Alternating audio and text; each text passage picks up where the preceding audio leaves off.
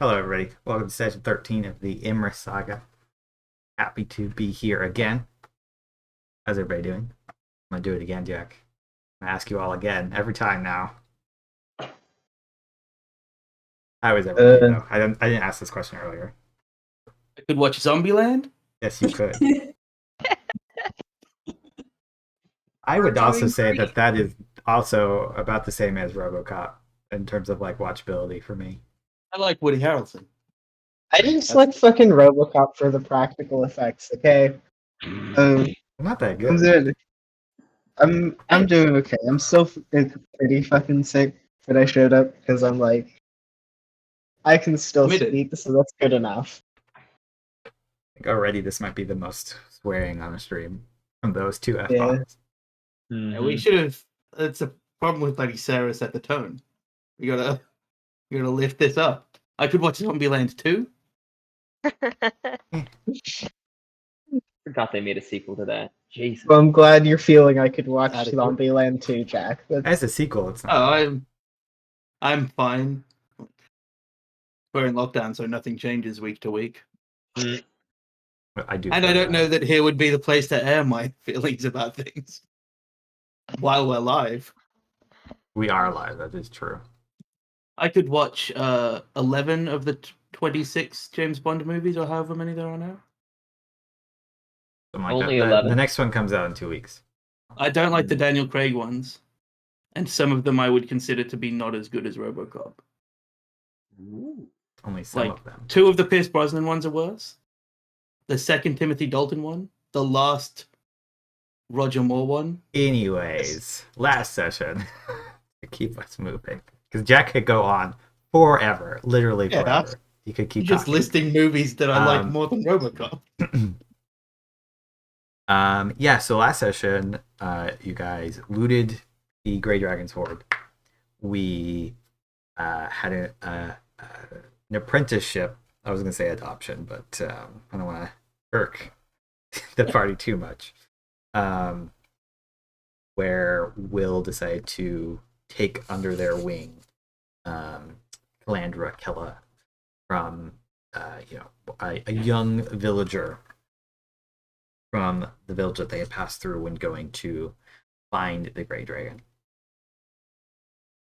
You guys returned to Talanfagon, kind of did some shopping, finished, turned in the quest and everything, and we're talking about what to do next. It seems like you all had agreed to go and have Melfindian contact Senthir Thesreial, the Suthan's sister, to work for them in whatever this mysterious job that you had heard about previously. So it's the next morning after you guys had all just had a little welcome back celebration. What, Will, are you doing in the morning? What's your new morning routine with Kella? Kella's up bright and early in this room, as children are wont to do. I assume there's like a table in this room. Yeah, you have a table. Of some kind. So on one side of the table, Will has unrolled like the enormous bolt of silk. And on the other side of the table, has laid out all of the paper that Will had just in her pack from like idly having picked up paper and starting with some. And there's 2 ink pots. There's an ink pot with the arcane ink that Will is starting to soak into the silk. But there's also just a normal ink pot. And Will starts with like making sure that Kella knows common lettering, and then starts to get Kella to write some very basic things. Essentially just asking Kella questions and getting Kella to take notes of their conversation, the things that she thinks is important. And then later will review it and be like, well, this was a thing that I considered to be important. Let's talk about why to you it wasn't, and let's talk about why this thing that I thought was not important was important to you. And kind of start talking about what Keller wants to learn. And Because Will just does everything. So Will can teach literally everyone. I think Kella, like listing these things that they could start with. Kella wants to start with everything. Great. But you realize that they don't know how to read. Okay. So when Will realizes probably pretty early that like learning to write is not super useful because she doesn't know how to read. Like pulls around Kella around to the side that Will is working on, and gets a sheet of paper and pretty quickly scribbles down like an approximation, probably because it's fresh in her mind, of like the owlbear parable, but in a way that it makes sense. So she writes it as big as she can. She's trying to show like repeating letters and things, so she uses the same words a lot. And while she's kind of working on her thing, we'll be firstly reading to Kella, and then trying to get Kella to start to understand how to get from the symbol on the page to the word to the meaning. Okay. Yeah, you busy yourself about this. It does take some time. This is probably the better part of the early morning hours while you're waiting for others to finish, their morning routines. And by the time that you guys usually, at least when you're staying in Mel's Tower, meet in the lounge area, Pella has begun to start to, be able to sound things out and that kind of thing, is learning the individual letters and different symbols, trying to piece together simple words.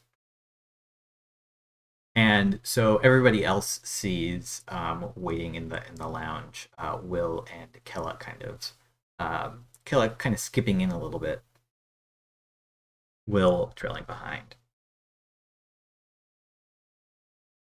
Okay, so Melf is there, and he is kind of looking at you all expectantly.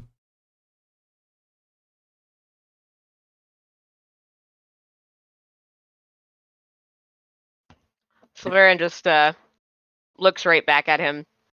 He has no problem meeting somebody's gaze for a while, but has absolutely no idea how he's supposed to start this conversation, so he just...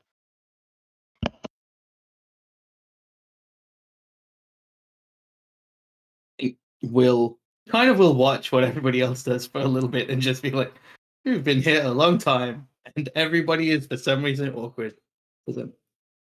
Melf, good morning. So good to see you all this morning.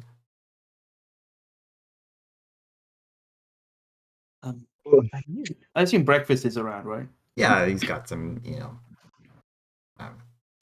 just like some light things, bread, cheeses, some sweet rolls. We Will, set aside a certain amount of coin, like at last conversation, like to pay him back and kind of make a bit of a thank you for all you've done You for us did. offering out of the horde, right? Okay. We gave it to him last session. Okay. Will, before talking to Melf about stuff, will like get a piece of paper that like she brought and write down what everything on the table is for Kella, and like rip them up and like put it near it and say like, these are the words that you can learn from this meal. Oh, okay. She'll start like sounding them out quietly. Doesn't want to interrupt other people's conversations. So, did we still want to take the job with the Sulveran?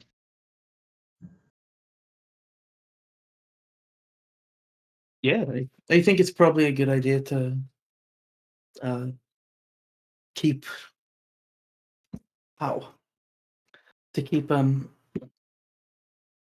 working and trying to get a little bit ahead with preparations for Tartarus.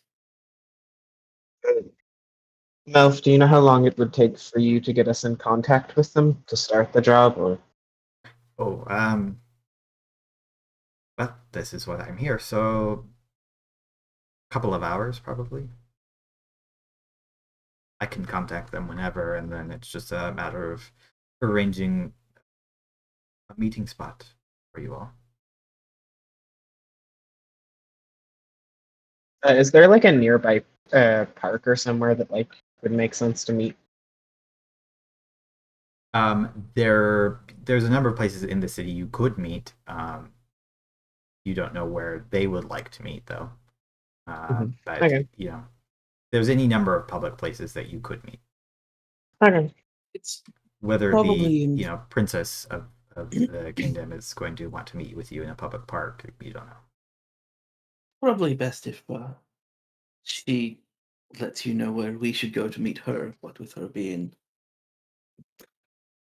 a vastly noble woman, and we are a pair of sailors and Uber, This Uber does make some Charles. sense. ageless Celesteri and Yeah. Sulveran, and also a child now.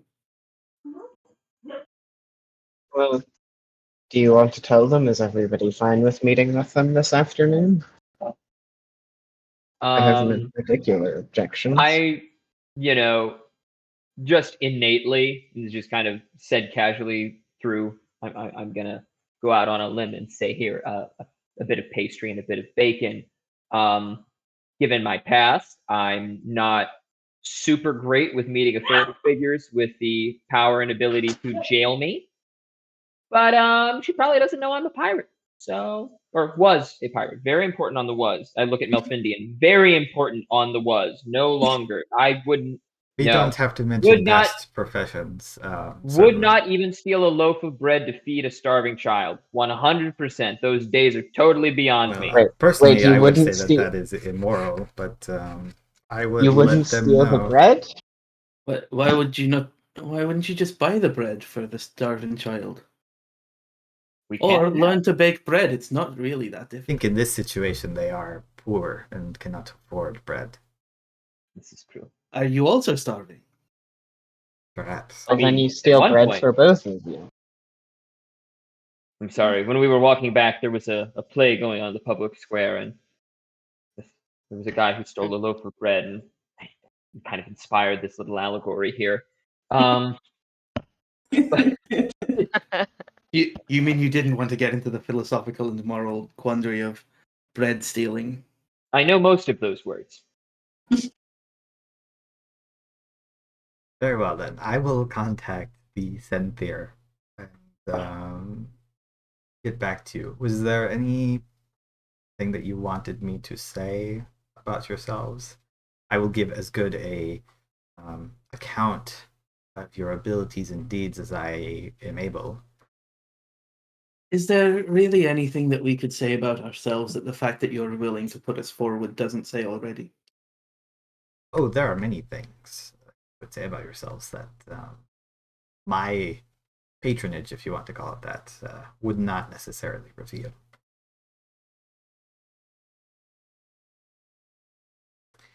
Will can't think of anything that she could say that could lend any weight to Melfindian's words. Like, I think, although I am very famed, you have to remember that this is a member of royalty. Though I have known the Senthir for many years, that does not mean that they think that my judgment is infallible. I think that Uba is going to think about this for a second and then say, well, I think that it would be important to catch her up on the tales of our deeds. And Uba's going to launch into a long tirade, basically summarizing everything they've done so far. All right. Because he thinks it's all important to the princess. Okay. Oh, I did not know about that one. I won't put y'all through it, but I'll say that Wait. it takes a significant amount of time, unless anyone stops Uba before Mel's they're just done. like listening, like maybe it pulls out like a little scrap of paper, like a couple notes. Will takes notes to like give you pointers later. Yeah, Sully likes to listen to try to like figure out, what actually happened and how, trying to map the actual events to the retelling of them. Yeah, I'm sure that this is highly embellished. There's like a whole section in there that we didn't live through, but Yeah. like could only and certainly Uber didn't live through. It's just made up. Yeah. We fought At a a certain horde point, of Alveron is undead. just taking notes from like different plays and the squares that we've seen here, and then this happened, and then we rescued the Von Trappist family, and Does it become the Sound of Music? Becomes the And- plot of RoboCop. I don't know, again, this I'm kid so just sorry gets for ghosted. accidentally introducing Broadway into Imris, but it could not be helped at this time. I think Broadway's in Imris. I just don't think it's in this part of Imris. Yeah, so Uba finishes their tirade and then kind of folds their hands together and says, well, I think that's it. Okay. I will let them know as much as that as I think they will be willing to sit and listen to. I will be back. It shouldn't take me very long. And he'll stand up and begin to exit the room. You all wait for some time. Maybe about an hour or so before you might go off and do different things, but eventually you'll all come back together when Melf returns. Says, well, I have some good news. I have arranged a meeting with you all. The Senthir has invited you to come to the palatial gardens and discuss business. You may go there at your earliest convenience. Okay. Unless Will is in the middle of a particular lesson with Fella, then now is her earliest convenience. I think that Uba... Oh, sorry, go ahead. This is just it's more for flavor than anything else. It doesn't have to happen right now. But if we could stop by in the Temple District, I just kind of continuing that old tradition of Alveron's. On our last voyage, I would have picked up a fresh vial of seawater from that area. I would want to go to the Temple of Semilis and exchange it, make a donation as well from my share of the bounty to the church. And I if you remember, Andrew, Yeah. exchanging those vials Change of the seawater. water. So that can happen just as flavor text, or like in the hour waiting for Melfindian, or however. It's just. I think as long as nobody objects to it, you can do that basically on the way. The Temple of Semilis would be in between here and the Palace Gardens. Perfect. So you all head out, it sounds like, crossing over the bridge. Alveron makes a quick stop at the Temple to Semilis and spends not too much time there, maybe 15 minutes for passes by while we see Alveron once again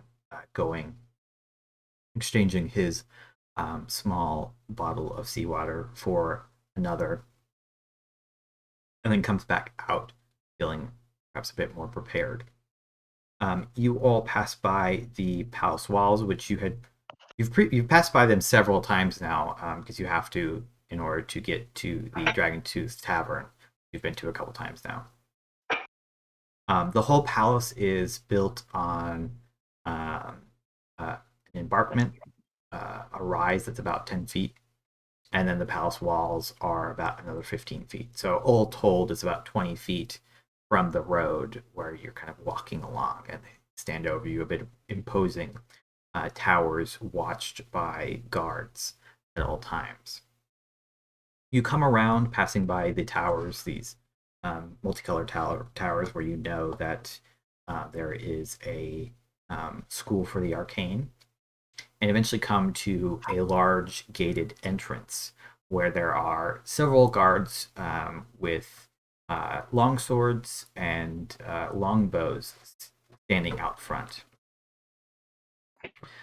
with one of them clearly some kind of sergeant or other rank.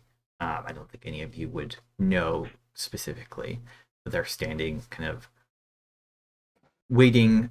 There's a small line ahead of you with other important looking people kind of waiting their turn, getting checked, etc.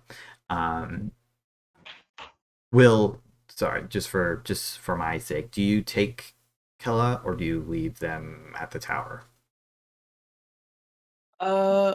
I will have spent the time writing stuff out for her to read, and then leave her to reading that. Because I mean, Okay. we're already taking Uber, who is a small liability sometimes. Like, Wow, that's not an insult. Okay. also, really, Uber's not the liability when talking to people. Do you bring the rambunctious 10-year-old? Nah, fuck that. We've already got enough to worry about. Have you met? Yeah, have you met the others? Kella will quickly become the least of Will's problems. Yeah, I was gonna say. Children are trainable. Oh, shit. I think we can accept that is true from Charlie. Eventually, I did not even guess. You are at the front of the line. The guard's kind of While we're looking. waiting in the line, Yeah. I spent all of that time trying to put together, we are here to see the princess. She said that we could meet her in the palatial gardens. Like, Melf spoke with her earlier today in Elkaran. Okay. So I can test my Elkaran Practicing- in this practicing, high-pressure practicing. situation.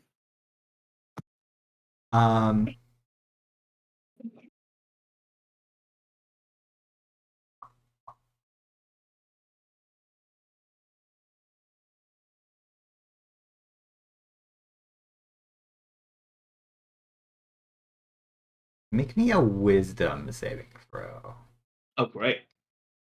I was Yeah. thinking int, but I think you know the words. I think this is more about saying them and not tripping up when you get up there. Okay, 19 is pretty good. You arrive and the guard will say to you, looking at the group in common, hello, what is your business here? You will say to them in Elkaran, that phrase that you just spoke to me. Yeah, it's that thing of like too specific to be anywhere near like understanding the words completely and fluently. Like, oh, you put that together from a guidebook. You've That kind of memorized speaking of the this language. sentence that I've had to do this before. You've memorized the sentence specifically so you could use it in this one context. Yeah. You might not even really know some of the words, or at least the grammar. Okay. Like looks at you, he nods, and he'll say back to you in Elkaran, very well, you may follow me. I will take you to her.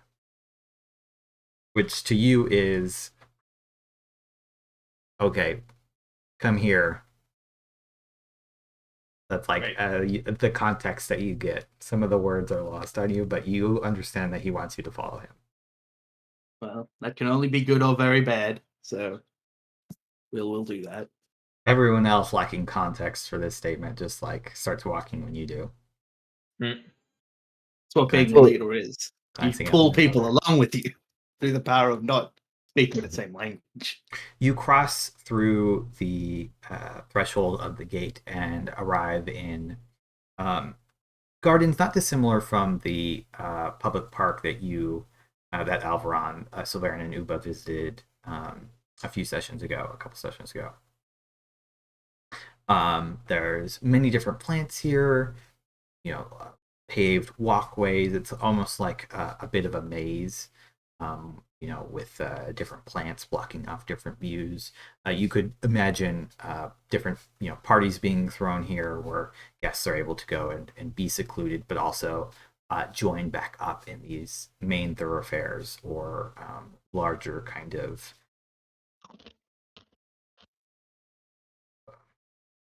not pavilions, but circular areas. You are kind of led a little bit winding down until you come to a dead end. It's almost like a cul-de-sac, except for there are no houses here. Waiting for you are three people. One of them you recognize as the Senthir. She is once again kind of dressed almost like an adventurer, but clearly wealthy. So they're wearing clothes that you could take out into the road.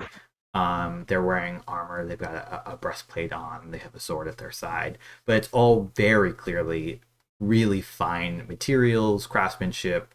The armor is obviously plated gold, or might be enchanted to have a golden look to it. There's a large ruby in the hilt of this, or not the hilt, but the pommel of the sword. Flanking them is a Elkaran man, tall, looking kind of stern, wearing plate mail, who's kind of watching you with a wary eye. And on the other side is a figure wearing red silk robes with gold trim. Seems to be an Elkaran woman. You can tell that they have some, just by glancing at them, the robes seem to be enchanted. They have kind of obvious runic markings on them. Sulveran is going to. Oh, sorry. I was just going to say the guard's going to lead you in and then sort of dismiss himself. Sulveran's going to sort of. Sorry, go Charlie, ahead. go ahead. Sulveran's just like going to reflexively sort of. He starts to lift up his hand, then he stops, realizes the greeting he'd normally give is possibly not appropriate here, and so he kind of looks sideways first to Will and then to Medea, trying to see what they do so he can mimic. Will is thanking the guard for his patience with Elkaran in common. He kind of, because you're all looking, and maybe this will give Sulveran some context clues. The guard like bows and kind of backs away while still bowed a little bit before standing back upright and turning around. In a very like clean, obviously practiced motion. Whatever space they're leaving, like as they walk out, Alveron is going to go to that space, just kind of in the rear of the group, and more just kind of assume the swordsman in the rear, part of the conversation, but knows that he doesn't have as much to add to this conversation. Yeah, it's starting to look a little bit like maybe not muscle, but manpower. Yeah, not muscle, like group finesse. That's what I'm about. Qualifications is what we call Alveron when people ask in jobs. There we are. Yes. It's a reason we have a swordsman that's not saying anything for a bit. Yeah, Sulveran is going to kind of frown a bit, not getting visuals from Medea, and Will is talking to the guide, so he is going to, in fact, bow, and he's trying to approximate the depth of that bow. Okay.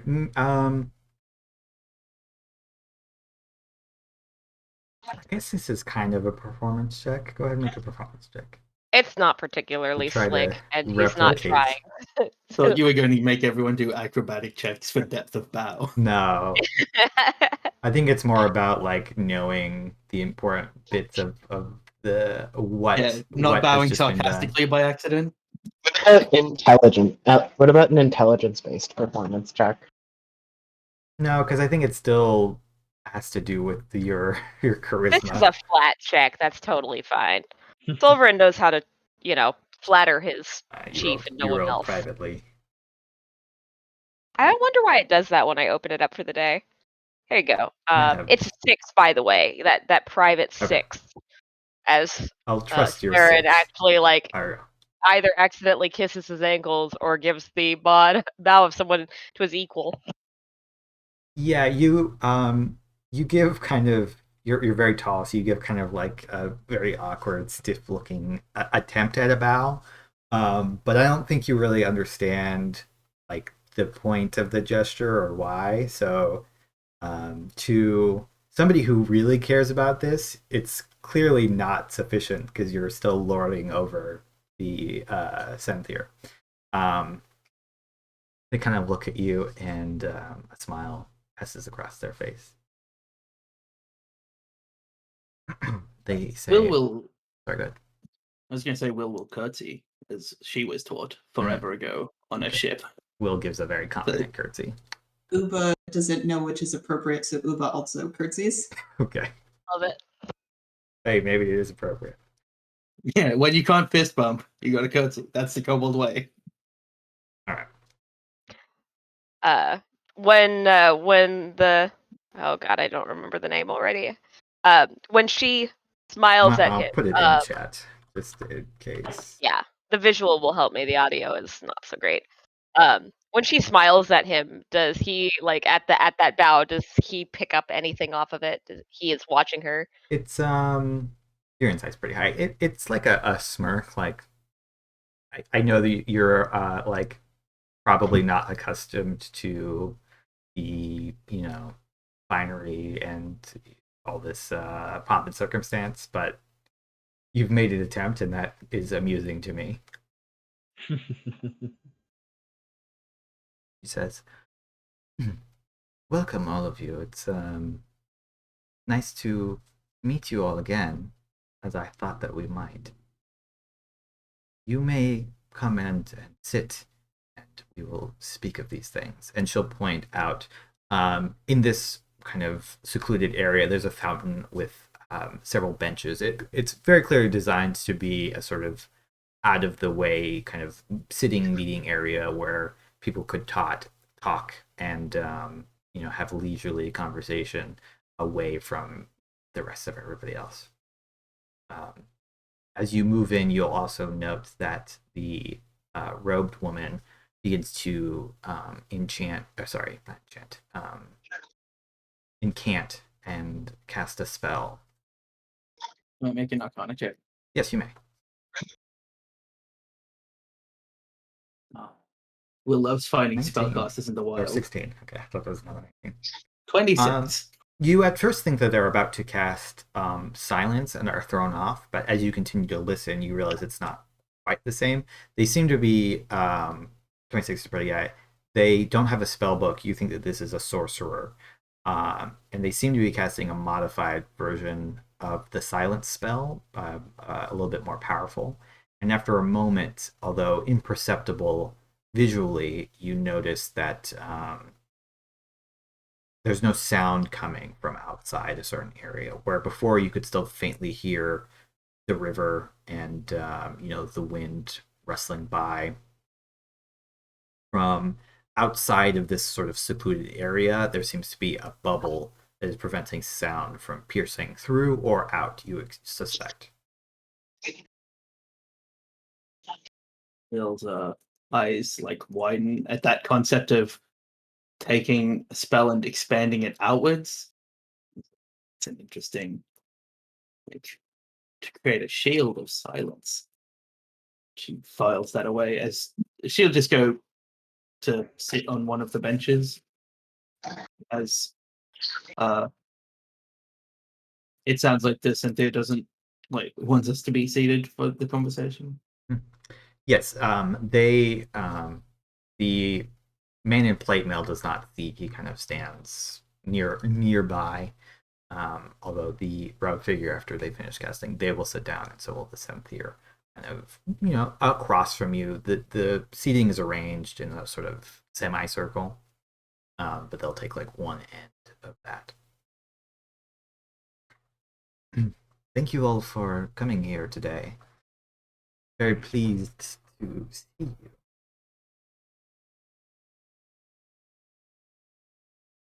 Will inclines her head.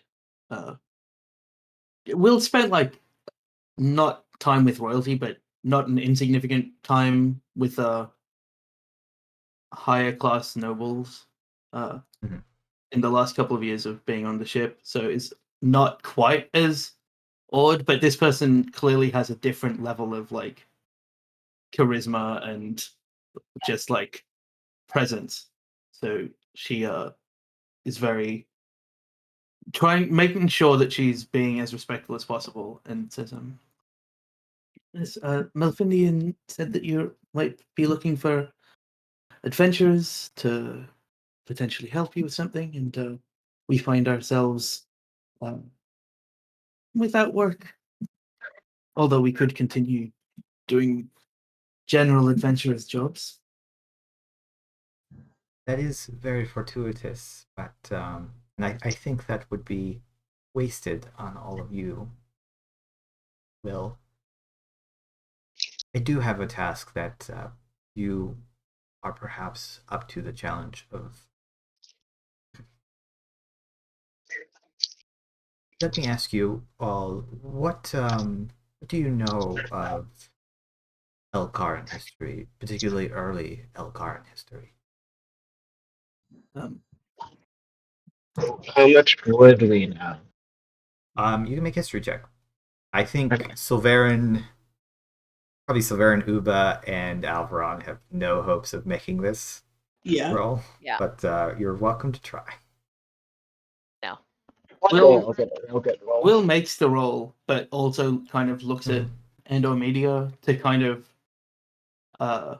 show that to Senthir that Right. You give like a glance that way, like to, like that to that Media redirect is the person who would conversation. normally know this answer. Yeah. Even though Will knows about the same amount. She gives you Will a not a wink, but a sort of like flicking of the eye, like I see what you've done there, and like turns to look at Medea. Mhm. Medea, you know about you know the sort of quote unquote founder of the Elkar is Elkarndar. He was supposedly a warrior from the north, what is today Leman. And you know some things about like his adventures and stuff like that.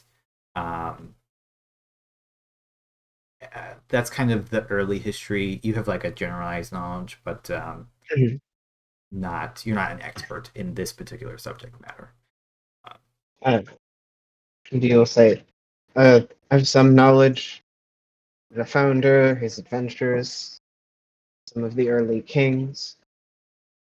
Not to a great degree, but I do have more than a cursory knowledge.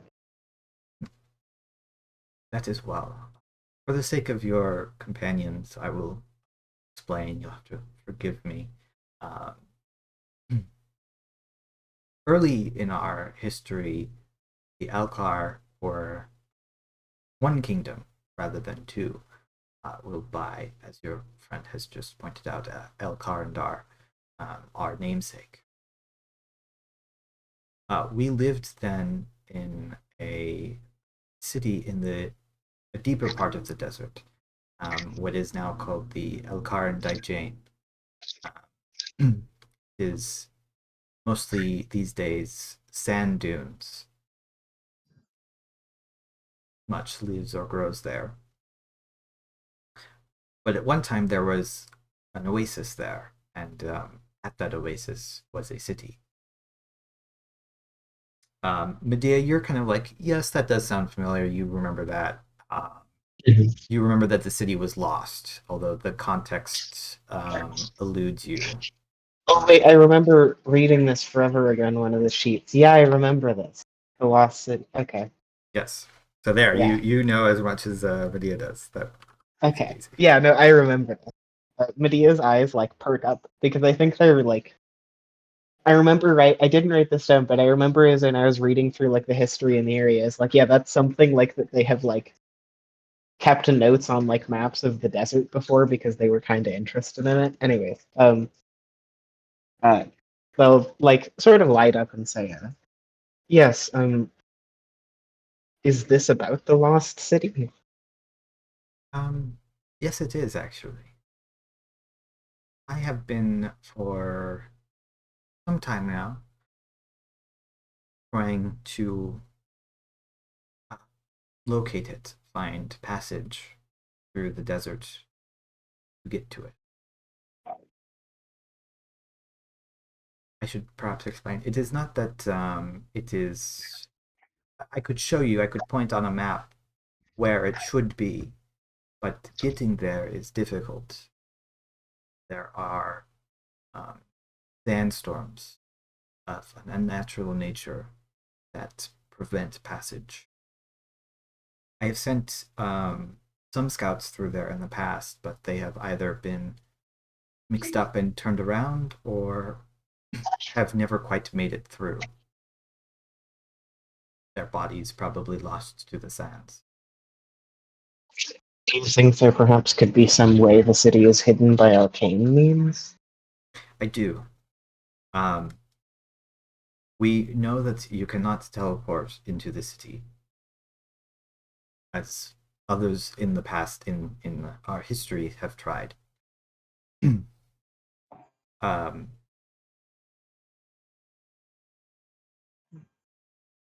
she looks at you for a moment. I will tell you a little bit that I would ask not to leave this place.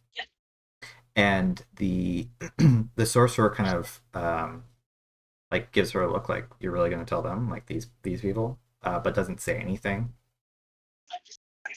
But you know, like Sulveran and probably Will very clearly. Actually, I think Alveron also has high insight. You all pick up on that pretty quickly. Not Alveron, but the other two that I mentioned. She says, long ago the city was taken by demonic forces, and our people were forced to flee. This is when Elkarandar died. Well, shortly after he died, rather. And we were not able to carry out many treasures from that place. Ancient things, very powerful artifacts, regalia of the old kingdom of Elkarandar. I am currently seeking said artifacts. I have reason to believe that the sandstorms are demonic in origin, that perhaps demons prowl these wastes in order to prevent passing. What do you think demons would have to do with the city?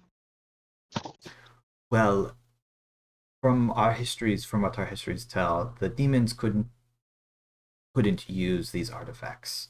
Most of them are enchanted to prevent against use by demons and others who might do harm to the people.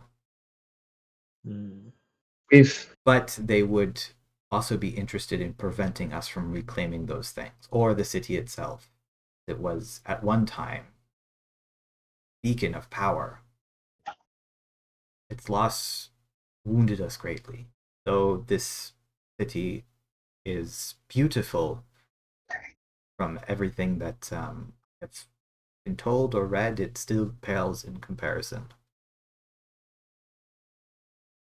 We've recently been aware of greater demon activity across, not just here, but in other places. Melfindian has told me some of his worries that we may be facing new threats. And that is part of why I am currently seeking out the city. I think that the things there would be of great use to the Elkaran people in the future. Perhaps yourselves as well. Did anything recently change to make this place more accessible? No, unfortunately not. But I do believe that I have collected more information that may make your passage possible. And I believe that if we could get one group through, that would allow us to eventually make more passages. I would like to go there myself one day. And if you could disable whatever enchantment is preventing teleportation into the city, we could use teleportation circles. We still have diagrams that depict the teleportation circles to Alosanon, the city, in our royal repositories. If I'm being truthful, I'm curious if we are the only group you have commissioned to send out. No, indeed you are not. I have commissioned several groups to go on this quest. But though you are perhaps not the most skilled of these groups, I do believe that you may have some other sort of edge. There is something about you that when I saw you for the first time outside Melf's Tower, I had a feeling that you might help me in this endeavor, perhaps where others have failed. You have some experience fighting demons and studying them. That is fortuitous. Would you be able to provide us with any sort of beyond monetary aid equipment that would help us disable this kind of magical enchantment? Yes. And she turns now to the sorcerer who's sitting next to her and says, this is my personal advisor in matters of the arcane. Though I myself am learned, it always pays to have somebody who is devoted expert in these matters. This is Alancia. I'll put that in chat in case anybody wants it. Could you also spell the name of the lost city? Yeah. No, I'm speaking with an accent, so spell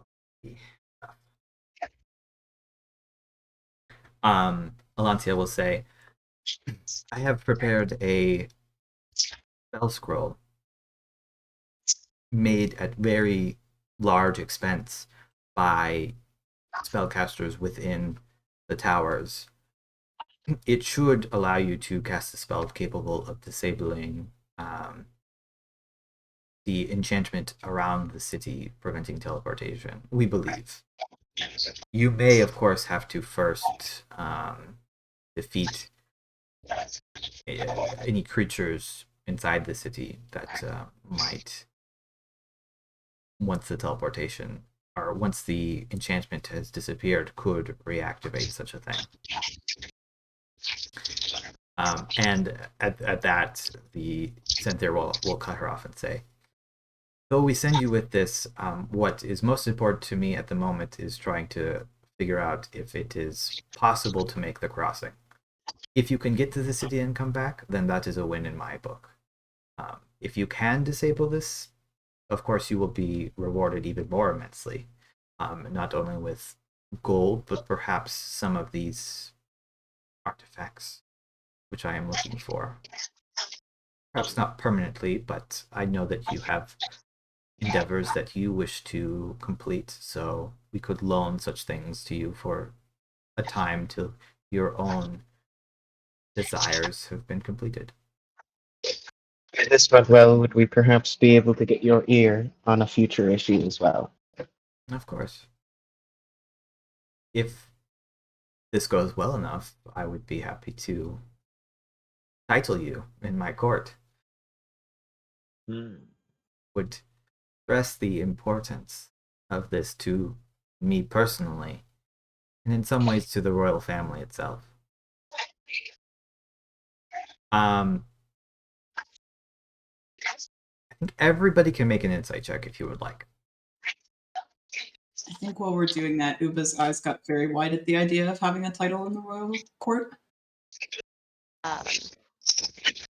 At the mention of a title, actually, 20. Sulveran is going to say, and what duties would that entail? Well, it depends on the exact level of the title. There are many I could impart upon each of you. If it is land you seek, it is unusual for non-Elkar to be granted states here, but not unheard of. However, there are other sorts of titles, honorary titles, that would grant you access to my personal ear, libraries. Stay here at the palace when you happen to be in Alveron. I could even impart upon you soldiers if that is what you are looking for.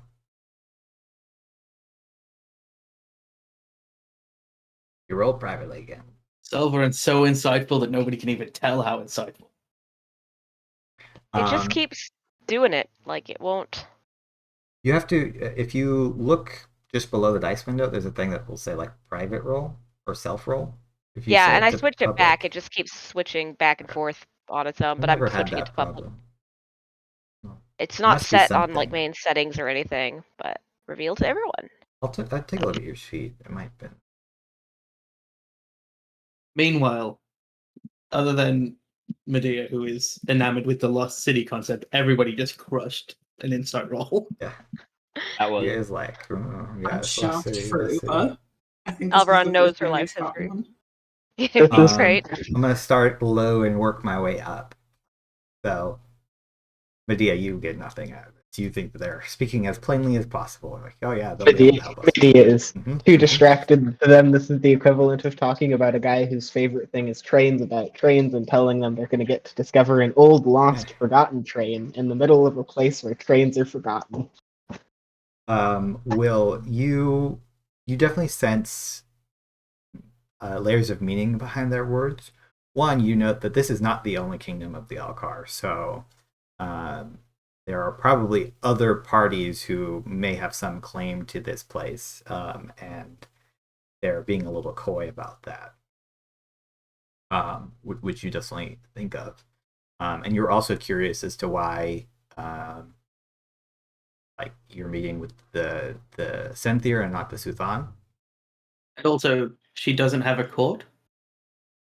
Yeah, exactly. So you're like, this She is just offered interesting. us position then. You probably, you feel like she might have this power. You're not sure.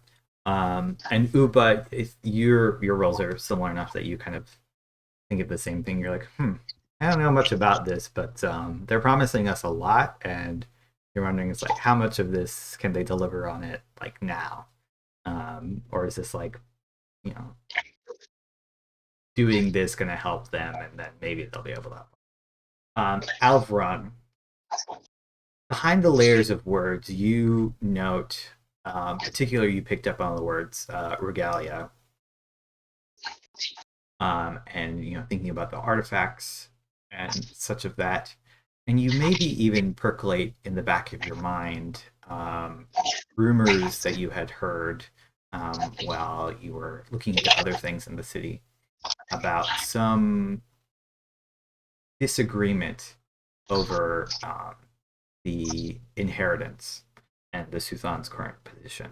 Some grumblings about the ability of the Suthan to appropriately carry out his duties. And you're wondering if this is, at least in part, not part of a power grab, though really non-violent, symbolic, certainly. And Sulveran, you start to come to similar conclusions, although you don't know that much about customs here. Certainly, you think if this person, retrieves these things and proves himself more capable, then perhaps they might be a more capable ruler. You kind of think about all this while their words hang in the air. Well, I think it might be the kind of time that we talked about immediate rewards and the like. So Yes, we of could course. just continue finding dragons to kill. Their hordes give us a lot of disposable income, as it were. This is true. For now, I can promise you that if you find the city and come back, you are unable to do anything more than that. You would be paid generously 3,000 gold for each of you. Holy shit, okay. This is a large sum, and I wish to show how important this is. What would happen if... Continue. What would the sum be if we were to find a way to recover means to transport back to the city? Well, if you were able to disable the teleportation effect and tell us, so that I could send more people there to secure the city, as I mentioned, the rewards would be beyond gold. Titles, arcane items, artifacts. That, I think, would be handled. We could talk about that payment in the event that happens. I can assure you it would be in value 10 times the sum of gold. I think when she says that, Uba's eyebrows, well, actually, Uba wouldn't have eyebrows, but they kind of make a surprised face.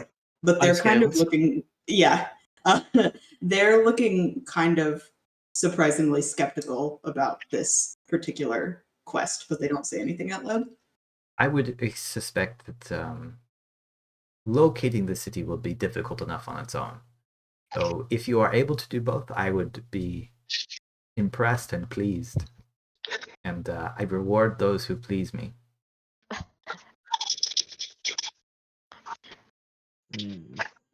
For your journey, as I know you will need perhaps more resources than you currently have available, I could outfit you with mounts. I have guides, although you may wish to hire your own, in which case I would be happy to reimburse you or pay for their costs ahead of time. So you would not need to worry about travel expenses. Do you have any way to help us deal with a long journey in the desert when it comes to water or food? Perhaps specially prepared rations? Or... We do have some such things.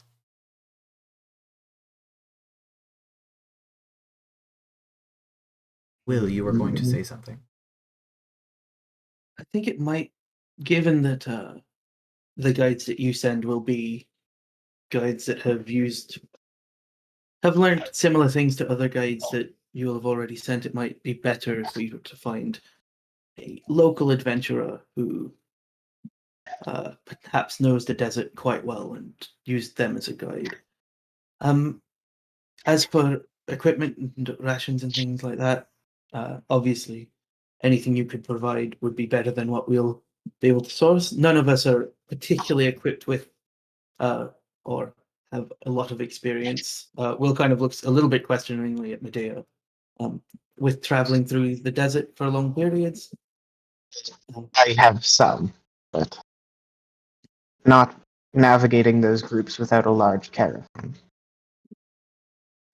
think what we really need, not need, but if you're what's the, I think Will would have looked this up in advance, or asked my opinion, but what's the correct, like, is it your grace, your eminence? Probably not eminence. Your highness? Is that what? Your highness or your grace would equally be appropriate in common. Perhaps if your grace had a access to one of these floating around, we could probably do with some kind of bag of holding, particularly if we do get into the city. It makes carrying things through the desert easier. I'm sure we could go find one ourselves, but what with the amount of money we're talking about with the reward and a safe place to keep the scroll.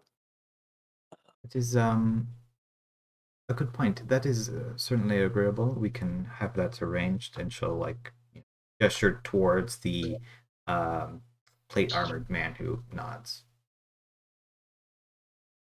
I will have that prepared for you before you leave, assuming that you are indeed agreeing to take upon my request. I mean, Will looks at everybody else in the group to see if anybody has obvious problems with taking this quest on. Like, it's 15,000 gold to get to a city, and then everything on top of that is extra. Uba is... Oh, go ahead. Medea will look to Will with, I don't know how to communicate it other than the look of raised eyebrows and smiling, but in the half awkward face of this might be too good to be true. We might be given an impossible task right now.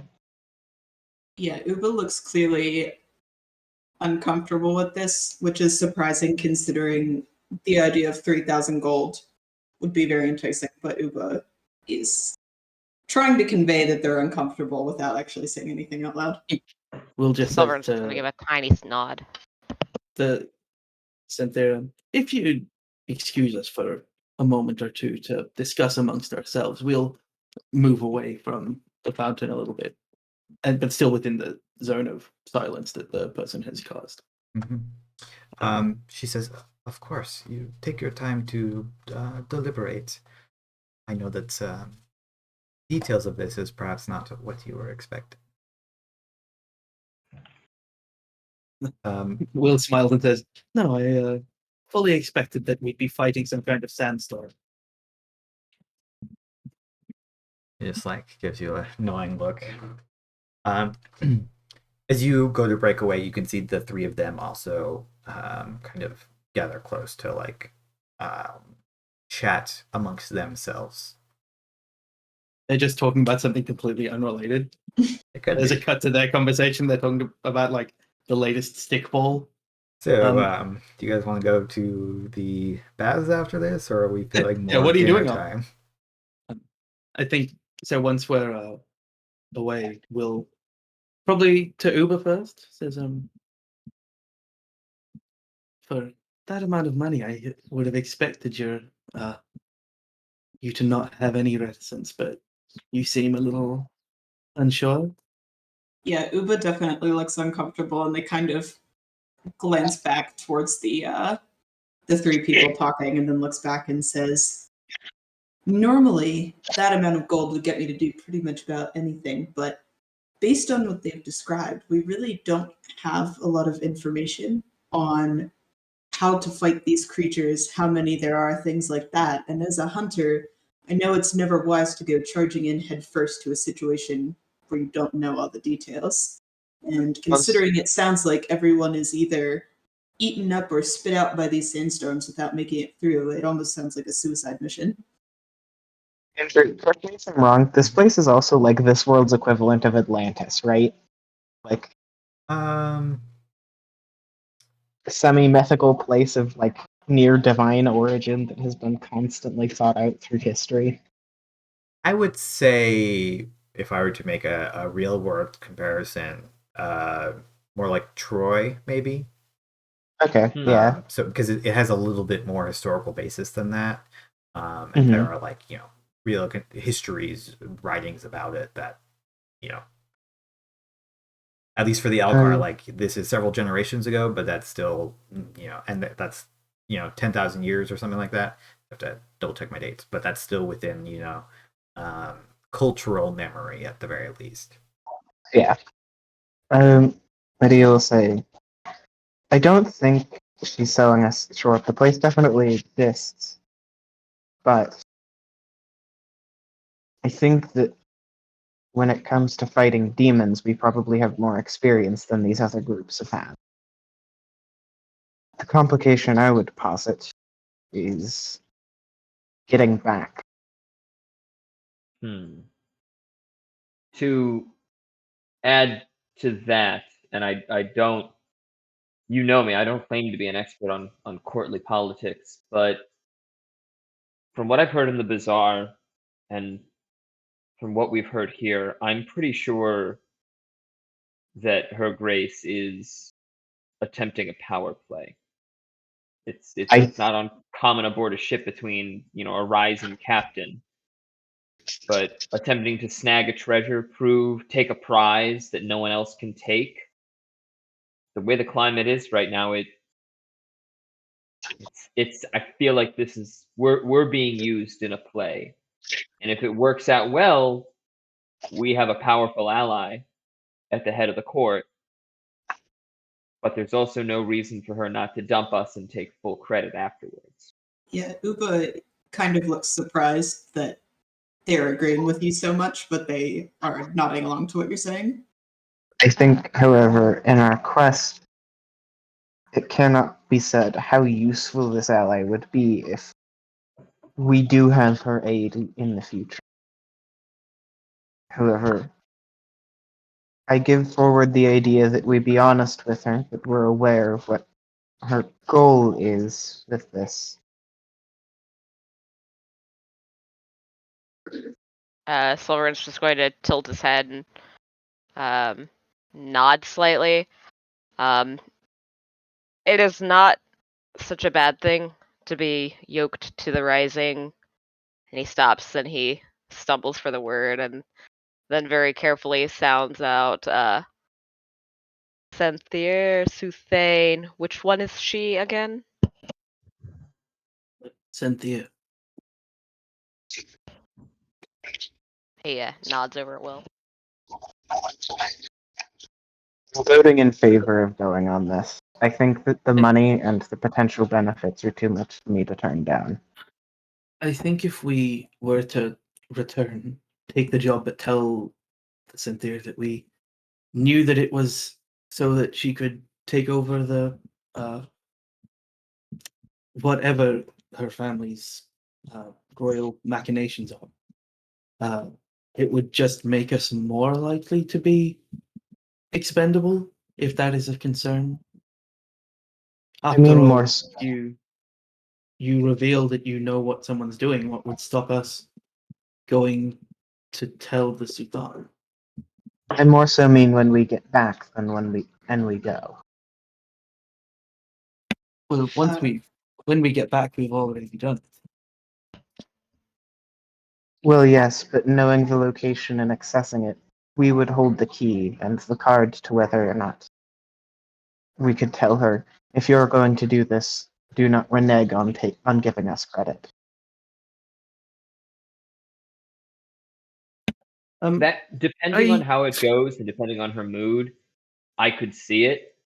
I don't want to try to make guesses about how we're going to act until we're back and see the lay of the land. Yeah, Uba kind of nods and says, I really don't think if we are successful and dissipate the spell that prevents teleportation, what's to stop her from just killing us and taking the credit for that? Alveron is frowning slightly, but he's not saying anything. He's just kind of like trying to roll back his shoulders and nudge. Hold on. So, I have two thoughts. Firstly, if we do it, then returning and positing what is essentially blackmail of a high-ranking noble might not be the best thing to do. I'm generally against the concept of blackmail. Also, we just did a job, no questions asked, for a criminal mastermind, and we didn't worry that we'd die at the end of that one, but we do worry that we'll die at the end of this one for a noblewoman? Dragons I are trust unknown. criminals more than I trust nobility. I trust the dragon more so than I trust nobility. Uba says, I don't know much about Elkaran politics, but I've heard a bit about Dwarven and human politics, and I believe that they can get very brutal if they think they're not going to get what they want. Sulveran is going to he shifts so that his back is towards the presumably fairly distant others, and he's trying kind of frantically to gesture with his eyeballs at the other group, but he's not like moving too much, and he is very visibly frowning this time. It is probably as obvious an expression as he has ever held. Eric just looks at Sulveran to explain the weird expression. He kind of like awkwardly jerks his head at the fact that these folks cast a very, clever spell not long ago. They're still relatively nearby, and if he was a chief of some sort and he was allowing people to talk amongst themselves, he might be interested in knowing what they were talking about. None of you have any trust of this person, but we just completely trusted the Lady of the Petals. He's not trusting. He's more. Will, that's not what I'm saying personally. That was out of. I'm not. What I'm saying is, I trust this person to serve their own interests, just like I trust the Lady of Petals to have served her own interests. All I know is that there is a power play going on in the court, and I am not privy to the court, but I know that the power play is happening, and I know this is likely a big piece in it. I don't know how that affects anything beyond that, but I bring it up as a point of concern, and we should know what we're getting into. With the Lady of Petals, we kind of understood that she's a dealer and a peacemaker and a broker. So it served her to help us and broker that peace, and it reinforced her reputation. We don't know how the Senthir's reputation or power is going to change by us doing this. And I to me, that's the main concern. I don't think it should stop us from doing the job, but I think we should have the conversation up front and be prepared for the potential fallout. Does that make more sense? I think if we're planning at the end of this to return to try and leverage the job we already agreed to do, or blackmail to Senthir with our knowledge that what she wants is to become the person in power, then we shouldn't do the job. Agreed. I'm happy to. We can put it to a vote. There's 5 of us. That's the right amount to do a vote. Upa thinks for a second and says, she did give us a lot of information. You don't think she would try and off us if we refuse, do you? I think she'd probably be upset if we took that information and started spreading it around. Upa nods. I'm not against doing the job. I'm for doing the job. I'm just all for us being informed and coming back knowing that we were a participant in a power play when we did the job. I suppose to me it just seems like that's not relevant. We're doing a job. Like, what comes out of the job isn't that important. In this case, it's not like we're doing something that directly leads to one person being killed, and we can tell that factually for sure. Again, Because- I am less willing to do it if we're doing it with the aim to then take I the would- information or the freedom that we gain and use it against the person that's employing us and giving us the job in the first place. My worry would be that if we complete the job and people know we did it, we might be the target of somebody who the power play is being leveraged against after. I thought you wanted to make sure that we got credit. Yes, because I think in some capacity, no matter what we do, she might not give us credit publicly, but inside the court, people will know. It seems to me that even if whoever we are participating in a power play against knows that this is the sort of thing that is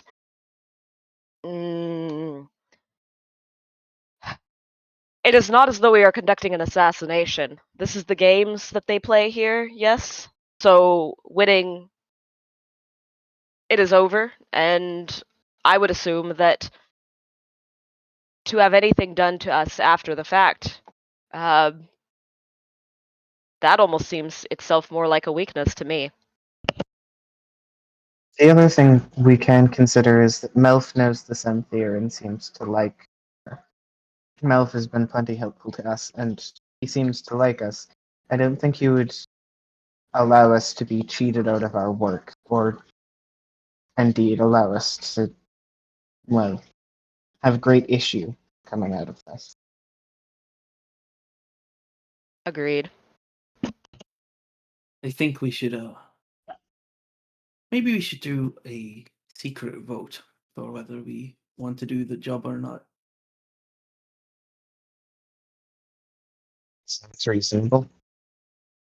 I think at this point in the conversation, just to let you guys know, I'm assuming you guys are kind of like looking over that way occasionally. They seem to have mostly wrapped up their conversation and are kind of just like, waiting for you calmly. Will pulls out her falling stones and like grabs 5 and gives 1 to each person and says, if you vote yes, you put out a fist with the stone in it, and she turns up a fist with the stone in it. if you vote no,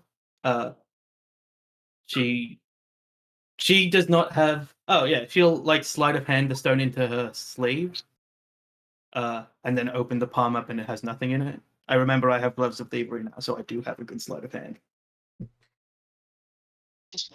Yeah, thanks to magic. Do you want me to make a roll? But No, I think that's pretty easy. I have a +8, so So can you say that again? There was a little bit of digitization on the second part. Did you were describing that she's like explaining how to vote. Yeah, hold Yeah, out stone so if yes, no stone stone if yes, no. no stone if no. And then we should just send Andrew our votes for food secrecy. But wouldn't you guys all see what you're doing? Yeah, but there's no way of doing it in a way that you can't change it unless we send it to you, and it's like Oh, revealed. I see. So you don't want like people's decision to be I don't think influenced that would by happen, other people's but votes? I don't think that would happen. Okay, But I no, think that it would be I understand that logic. the best way to So do it would be to Are send we it to DMing Andrew? Because then there, Yeah. I suppose there is a bit of like, all right, so who's going to say it first, kind of thing. Gotcha. It's /W space GM and then I the send it on message? You can Discord. message so me Me in too. Discord. I did as well. I What? can look okay. at Discord. I don't want to I'm not gonna learn figure these that out. things. So I just realized that. I'm sorry. I'll probably give it a break. I'm a bad I player. believe, Sean. I tried to use the actual virtual Tool. tabletop. Trying Yeah, to how use dare the you. tools that we're using. How dare you? Such a reasonable thought. All right, okay. I There would was like to a predict couple. out of There's a character couple that votes that are very interesting to me. it was a vote of 3-2 in favor of going. Is my prediction. Yes, so I'll describe this. You all kind of take these stones, look at them, like close around them, probably glance at each other like once or twice, then in your head make your decision and close your hand. We see all the hands go out, turn around, and then you probably do like a countdown, like, okay, ready, go. Everyone's hand opens to reveal stones in hands except for Will and Uba, meaning that there's like three have a yeses. mental high five. Shocked that we two agree. nos. Well, we agree for different reasons. That's fair. Wait, so Uba Will, just you doesn't voted get eaten again? by a sand demon. Yeah, I don't think we should do it for the reasons that Medea was suggesting that we like. What Medea was suggesting we do at the end is what Will had a problem with. It's like, I don't want to do it if we're doing it like for these reasons. Uba just thinks Gotcha. it's a suicide mission and is like, no, must protect. Don't worry, we're Team B. It's fine. Well, that's a yes. And Will collects the stones and like holds out her hand for Uber to return the stone that wasn't votable. And then puts them all back and says, "Great, we also will get a bag of holding, which is not a bad thing." And kind of just turns to walk back to the bench. Uba's grumbling on the way to the bench very quietly in Draconic. You all watch back under the piercing gaze of the excuse me, the piercing gaze of the Senthir. Says, "Well, it seems a decision has been made." Nuts. I We'll do am it. thinking, oh, this is very good. I had hoped so, and I suspected it. But I can also see that not all of you are perfectly content with this decision. Your own business I will leave to you, but I will say that I am very grateful for you agreeing to this. Atithius and the armored man will produce a bag and say, "The Senthir said that this is for you," and he will walk out and hand the bag to, I think, Will, who Yup. Is it a bag of holding? I'll look into it. walked back first and Yeah, you look in the bag of holding. You can turn it out. It seems to be an empty bag of holding.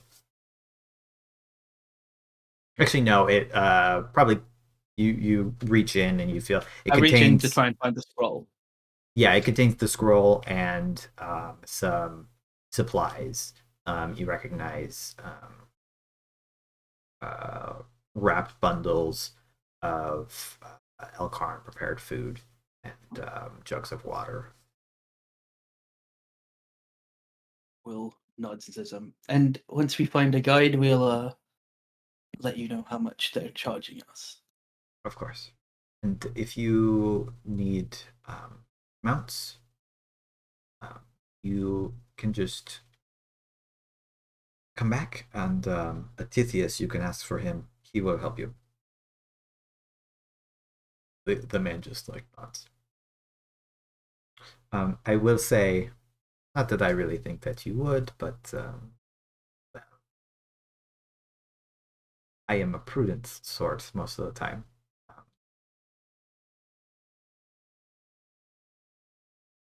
Don't promise the guide more than you normally would. I will be able to tell. Will had not even considered that as like a way to get more money, and kind of laughs and says, "Oh, it's an interesting way to deal with someone." But no, I think I've got someone in mind, but we need to talk to everybody. I would not fault you Alveron if just you kind of had files tried. that away. Sorry, Alveron just kind of files that away that like people have tried to scam her before, and full on, she got them. I think as you're thinking that, she says, I don't really think that you would do it, but I have personally done similar things when I was traveling, we will say. Ooh. Will laughs. It has been a pleasure, Senthir, but we should probably go and start preparing. Oh, it has only been as interesting as I could hope. She'll glance over towards Elancia. I don't know, can't even pronounce the name that I wrote. She'll look over to Elancia, and you'll see a wave, and the sound will reappear from your surrounding area. Seemingly the spell having been dismissed. Will nods and then like walks up to Atlantia and goes, "How did that magic work?" Oh. I'm not expecting this. Say, well, it's sorcerers you might know are capable of modifying spells perhaps a bit easier than other spellcasters, but I can show you how I do it. It's a bit harder than, say, a silent spell, but actually, it looks at you. I've been led to believe that you're a bard. I don't know if this would work for you, but she'll reach in her bag. I do have a scroll that mirrors this effect, and she'll look at the Senthir, who nods. Since you're doing this, we can consider this a freebie. Will smiles and like the huge beaming smile and says, "I really appreciate it. I'm trying to learn to read as many scrolls as possible." And Will like opens her satchel, which at one point had like stuff in it, but now is just scrolls. Just scrolls out the like just scrolls everywhere. She's like, I am thinking of a new storage system, but I really appreciate it. And she puts that one in there, but the other one is still in the bag of holding because it's more important. I have, well, I did not invent the spell personally, but we have been calling it a bubble of silence. It creates a sphere around a point or an object that you choose. Prevents passage of sound, much like the silence spell. So this allows you to speak still well within. Very useful for preventing prying ears, or to protect yourself from certain kind of enchantment. Will nods, like filing all of that away. What level is it?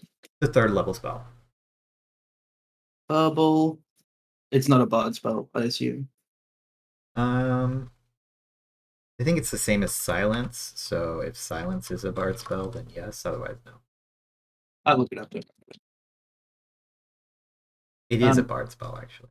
Yeah, we did it. Silence is not a Free sorcerer scrolls. spell. Well, I messed that up. It's probably a sorcerer spell with the specific type With- of sorcerer she is. It might also be that expanded spell lists add that. I don't think the thing I'm looking at. Yeah. Thing. Seems insane to me that that's not a wizard and sorcerer spell as well. Oh, it's not a wizard spell either? That is that's dumb. like That's that a seems dumb wrong. spell choice. I've retconned that. So everyone gets silence. Sure. Will thank Alancia for the information. Say, if you come across any other interesting spells, I will potentially always buy them. Because I like spell scrolls. But if you are successful for my lady, then be happy to share with you free of charge. Will smiles again and says, well, I'll try triply as hard. I was always going to try doubly as hard. Wink. I will expect great things. All right. You all, at this point, take your leave. The eyes of the Senthir are still watching you as you depart. And are quickly... so you notice that the guard who led you in was waiting outside still, like outside, away from this area. Presumably they had arranged it so he knew where to stand outside of the bubble range. And says, just so you don't get lost, I can escort you back to the gates. Although the Senthir has said that you may explore the gardens if you wish. Sulveran is, or like as soon as he says that, Sulveran is just almost starting to drift away from the party. Will notice his Sulveran drifting away and says, I actually have a student that I probably need to get back to, but if you want to avail yourselves of the gardens, I'm sure there aren't better gardens in all of the deserts.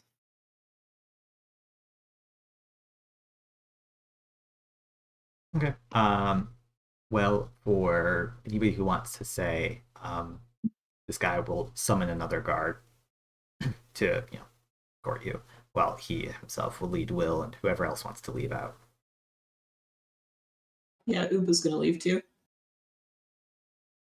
Yes, I have business to attend to as well. If it is fine with everybody tonight, I'll go and see if I can get some resources that might be prudent for an adventure deep in the desert.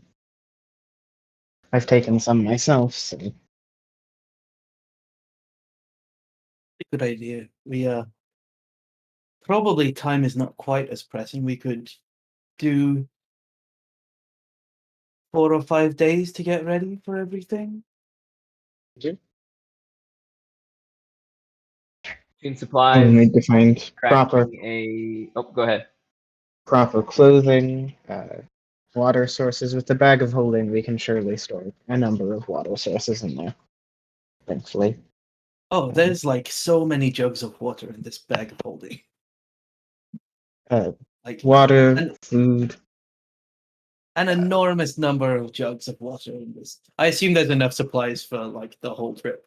There seems to be, you think, enough supplies for your trip there, and there should be enough supplies for a return trip. You don't know how long it's gonna take you exactly, but it seems to be enough to your eyes, Will. Will is prudent, so would rather Medea go get more supplies than us, like, be short. Yeah. And I think before everybody breaks in the garden says, we could ask Ort to be the guide. He offered to be a guide in the desert for us at one point, right? We could see. Are we sure Ort would be a reliable guide? He's friendly and kind, but are we sure he was not just boasting about his ability to navigate the desert? That would be my anxiety. We know more about him than we do about any of the other guides we might commission, unless you know somebody else. Would Medea know other guides in the desert? You'd probably know, like, you know, caravans. Probably somebody you could hire, although you don't know. I don't think you know anybody who travels through who has traveled through the Alcarndite chain. Although you don't know if Ort has either. People don't Where on the normally map? go there. Where on the map would she be sending us? Yeah, I think that's I can important. take you to the camping map. Take a minute to load. It's But if above you're like Arceus, right? yeah, if you're looking at this, the stream, it should pop up in a second. Your own thing. It is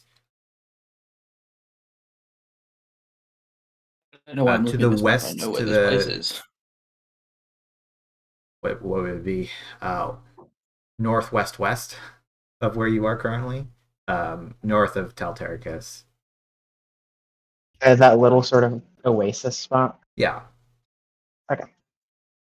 I think Ubo's going to pipe up and say, if we were to go back to the Dragon Tooth Tavern, the Adventurers Guild is headquartered there.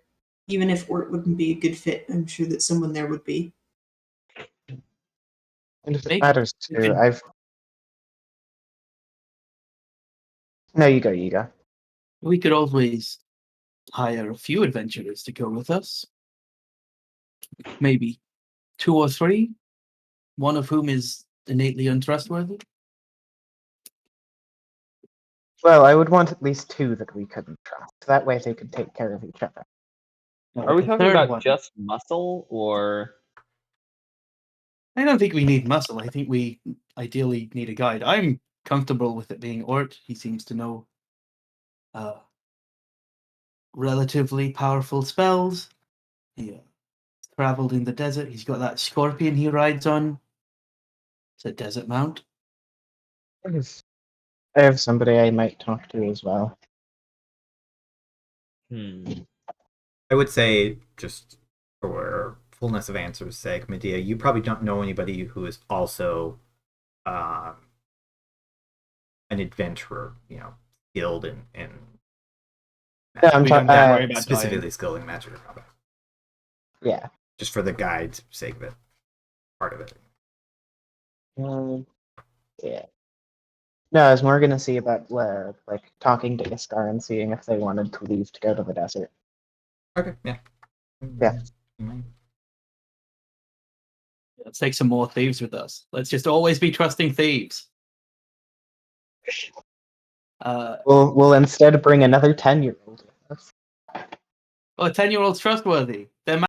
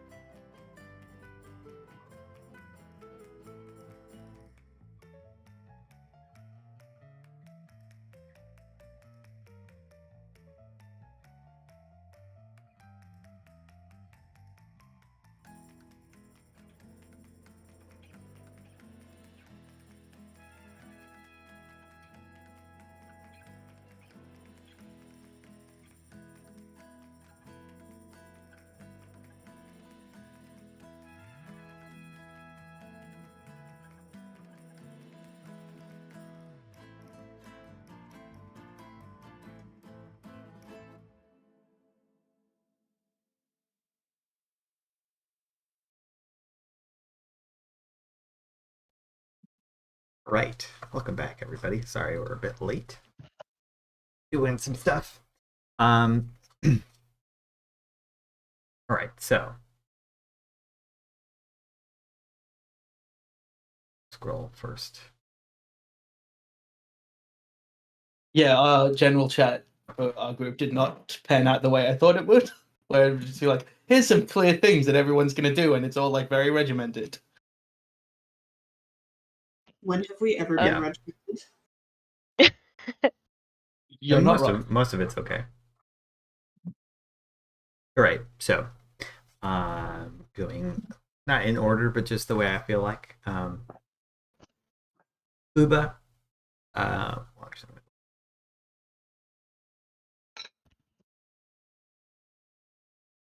Yes, okay. I wanted to make sure Will wasn't going to. Yeah, Uba said that they were going to the Dragon Tooth Tavern. So Uba, you head over that way. It's not terribly far from the palace. It's closer than Melf Indian's tower is. So you arrive. It's you were doing this all fairly, late morning, early afternoon. So it's just before lunchtime. The tap room is a little bit empty as you open up. No fire, as despite it still being wintertime, by the time you get here, it's already, warm enough that it's not really necessary. You see the Chonag bartender you had been served by before. And there are a number of people milling about, at all times of the day, there's adventurers just kind of, hanging around, waiting for work that they are interested in to come in. For the moment, you glance around, and Ort is not immediately here. Okay. So I think if that's the case, Uba's gonna go up to bartender and just kind of huff as they sit down at the bar and say, "What's the most expensive meat you have at this bar? Or the finest meat?" Yeah, we'll say that. Fine meat. Well, I do have a couple of pheasants. They're not common here, so it's fairly expensive. You might like the taste. They're fairly fatty. Uba nods and says, "That sounds great. I'll have 2 pheasants. Okay. Whole pheasants." Like a normal person ordering 2 turkeys. Yes. All right, then. I'll get ready working on those. It might be a little bit. Can I get you a drink to go with that? Uba kind of peers around the bar and says, "Do you have anything strong that you could put into a bowl, perhaps?"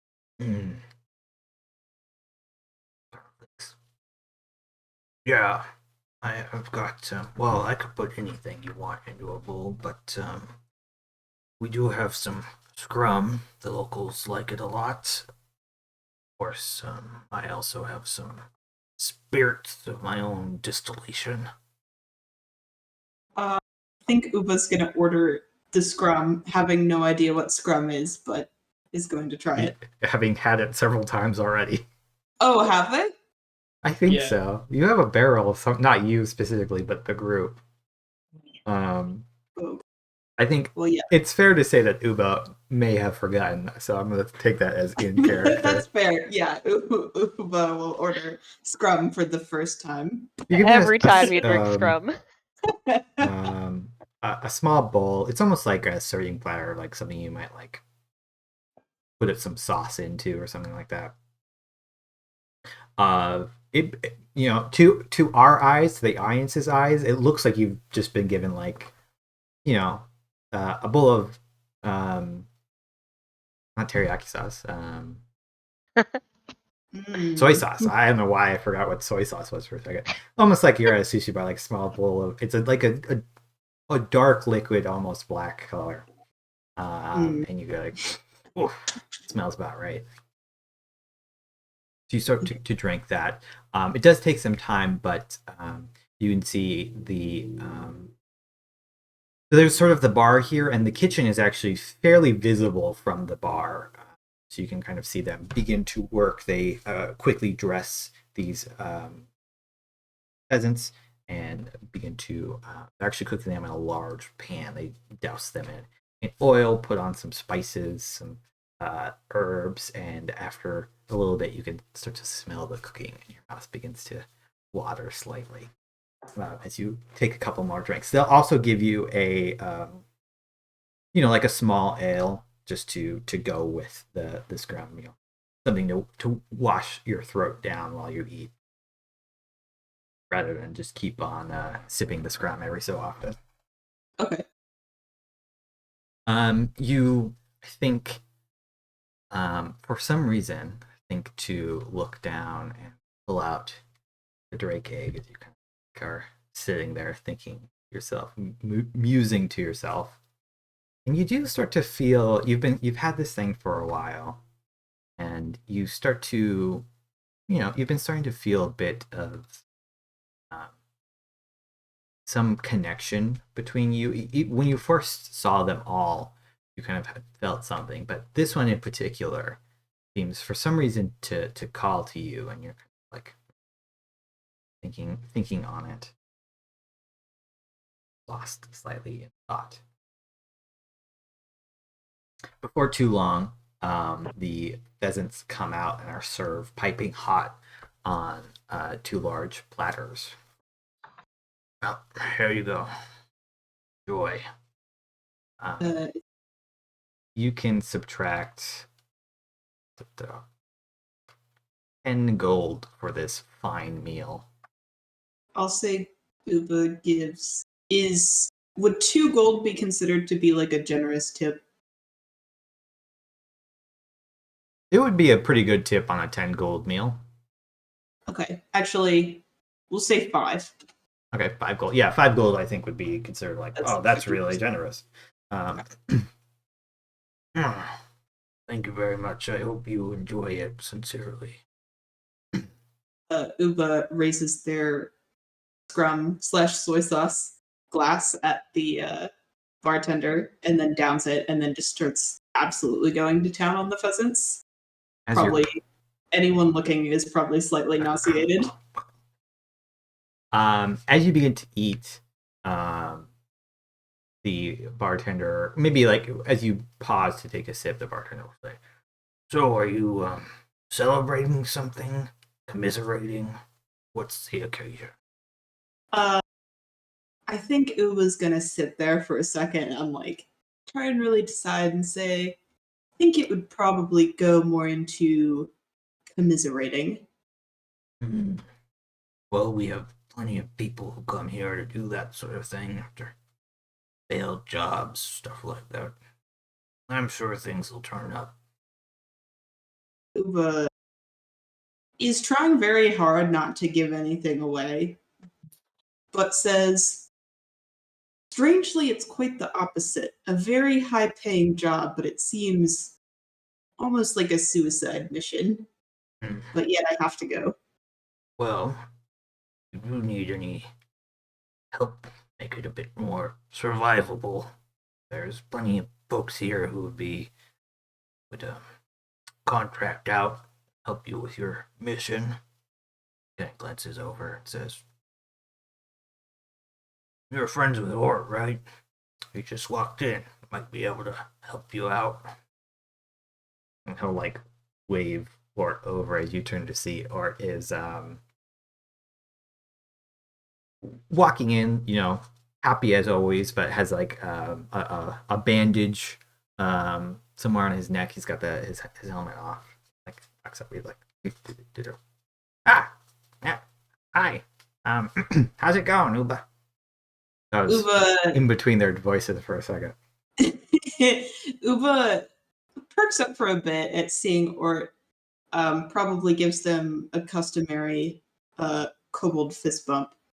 And says, I've definitely been better, but it's nice to see one of my, I guess we'll say brethren, referring to another kobold, and Uba will like gesture to the seat next to them if it's open.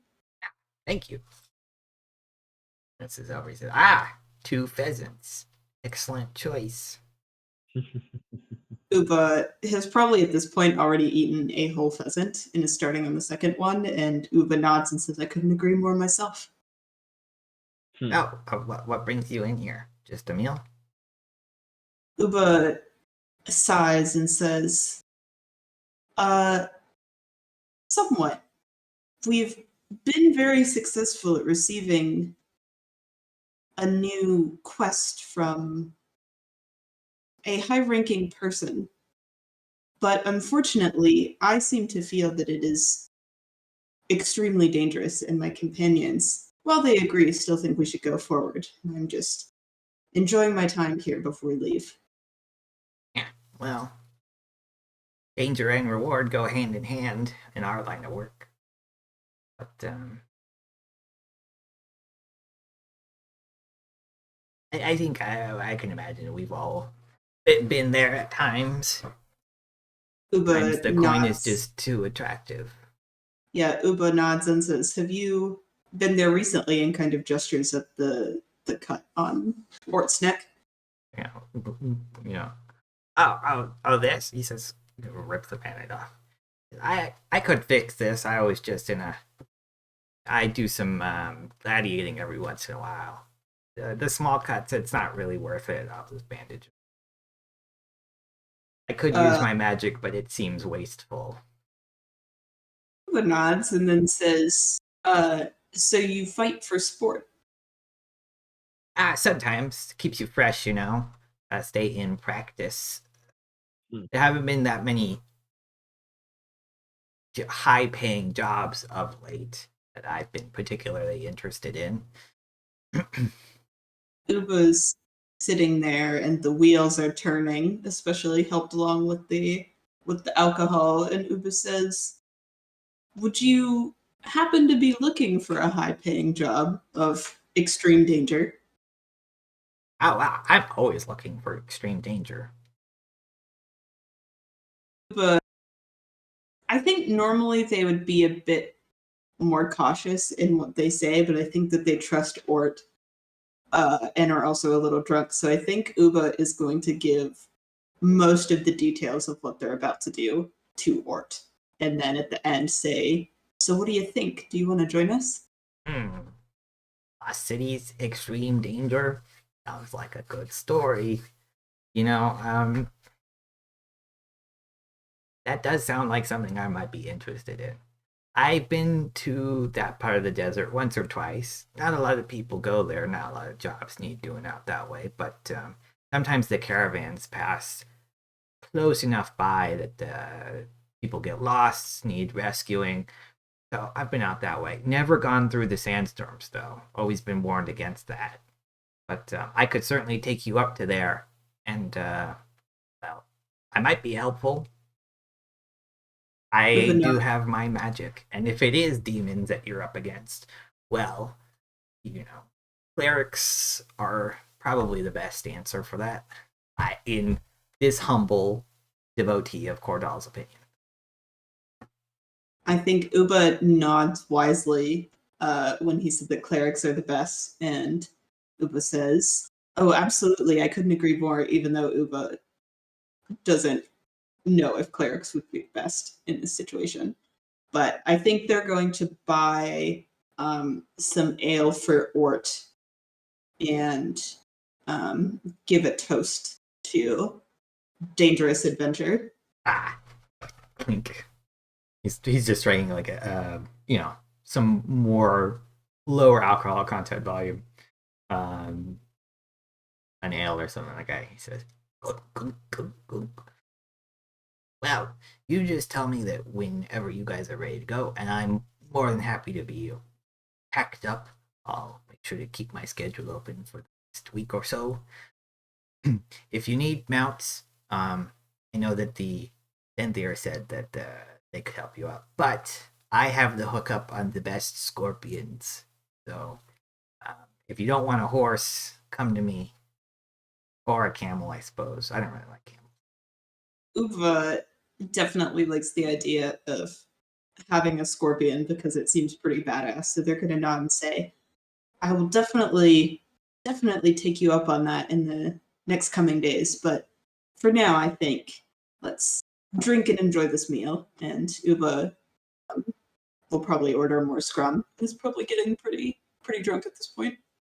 Yeah, you feel very warm. Art will say, "To friends and good business." Ah. At which point, I think we will cut away to why don't we do Alveron? So Alveron, you go.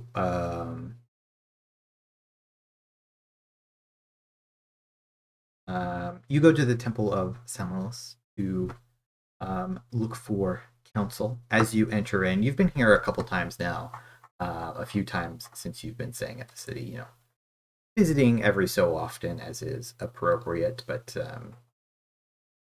not daily or anything like that. You do, as you enter in, there are a number of people at prayer. You see sailors probably about to head out to sea, things like that. But you also see the clerics going about their business. One in particular, which you have met and spoken to before, is Naina. She is kind of busying looking over the stoppers of water, the far wall.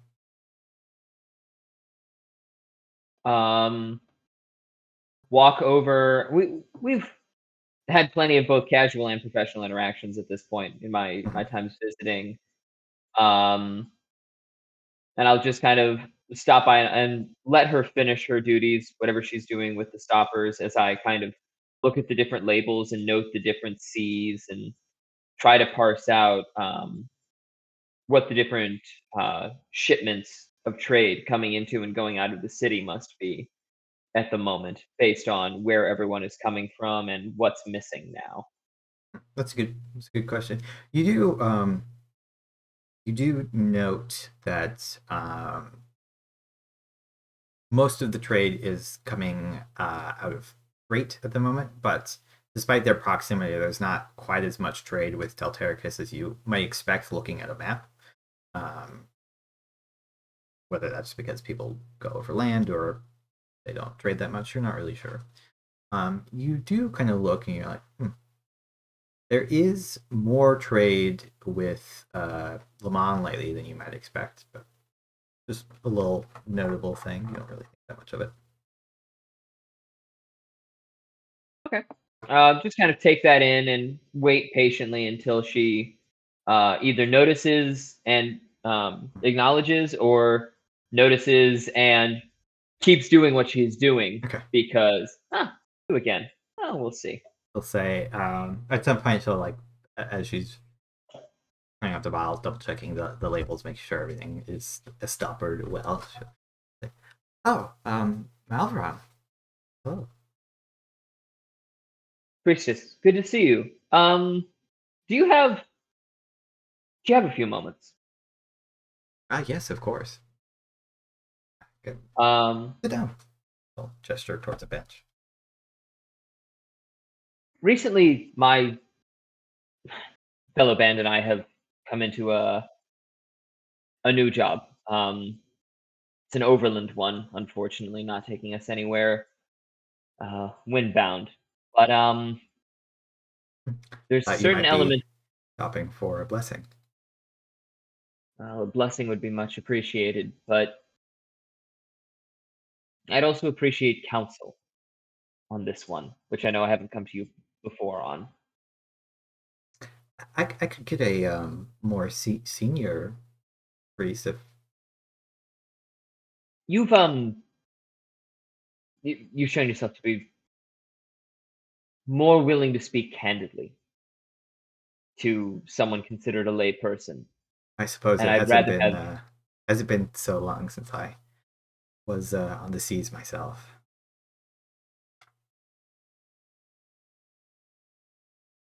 I understand that Temple of Semillus is not exactly the place to speak about Jinn and desert demons, but what can you tell me about the Lost City?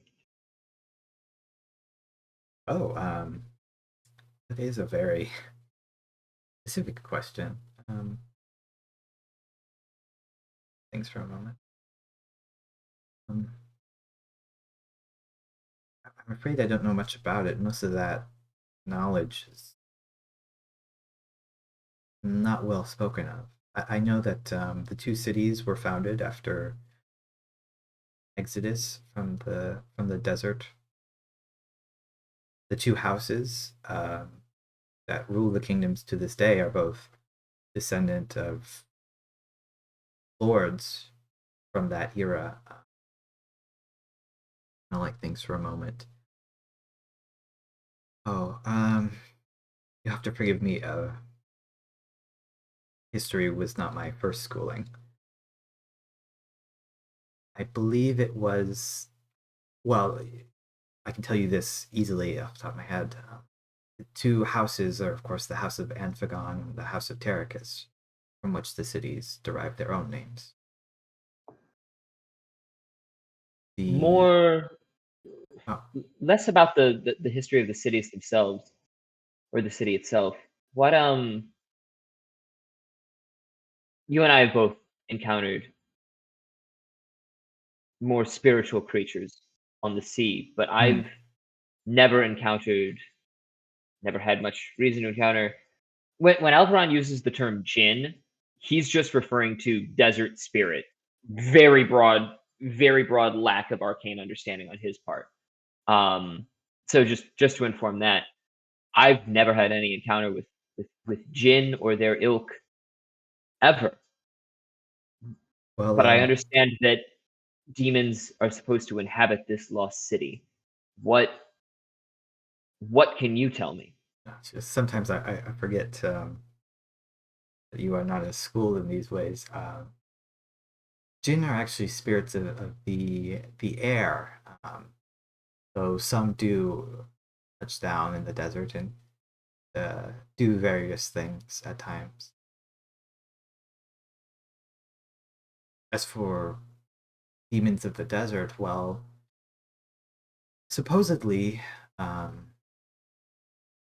deeper parts of the desert you can run into, uh, particularly at night, uh, demons who will come as you sleep, hidden like shadows, and they steal souls, or so the legends go.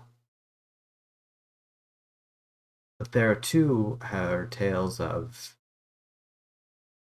demons of flame, snake-like creatures which dwell in various parts of the desert, attacking travelers as is their wont. Things that look like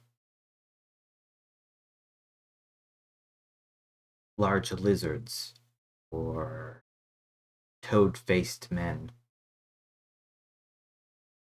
that attack travelers. Some I think are probably just stories by the campsite to tell one another, but I'm sure there's truth in there as well. What defenses are there against them? I know the different legends that come with defending yourself at sea, but I don't know anything else about the mythos or the. Yeah, he wouldn't say that. What are the wards? What are the charms that you can use against desert demons? Well, during the day, you're most of the stories say not likely to be attacked by many demons. At night, having plenty of light about is said to ward off evil spirits that might come and attack your camp. Particularly magical light, if you can manage such things as flames can be snuffed out.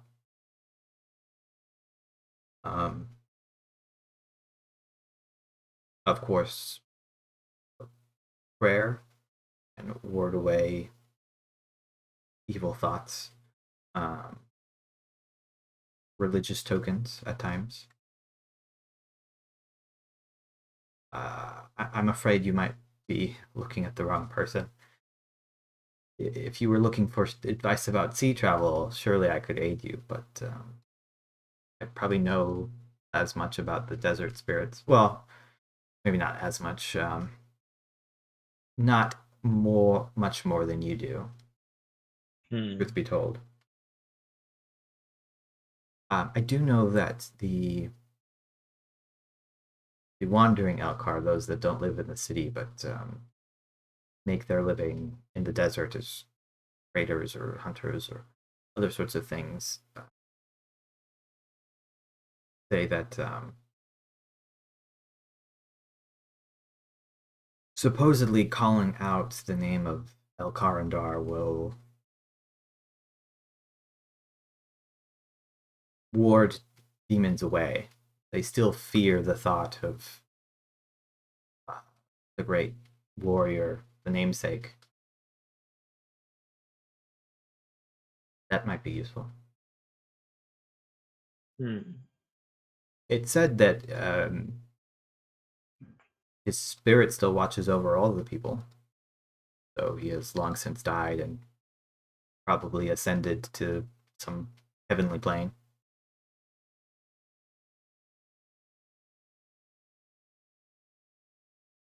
Alveron just kind of takes all of this in and understands he's probably barking up, knowledge-wise, the wrong tree, but doesn't want to get into the priestly politic side of thing. With oh, I could give you this answer, my boy, but come this sun, come Sure. and we'll like more interested in the rapport and the honesty. I do remember. Now that you mention it, if you, I remember hearing a story that if you have some light and sword of some kind, if you gleam the light from whatever light source off of the sword and into the creature's eyes, should you be attacked, they will take that as a sign of defeat and run away. I think it comes from the legends of Elkarandar's sword.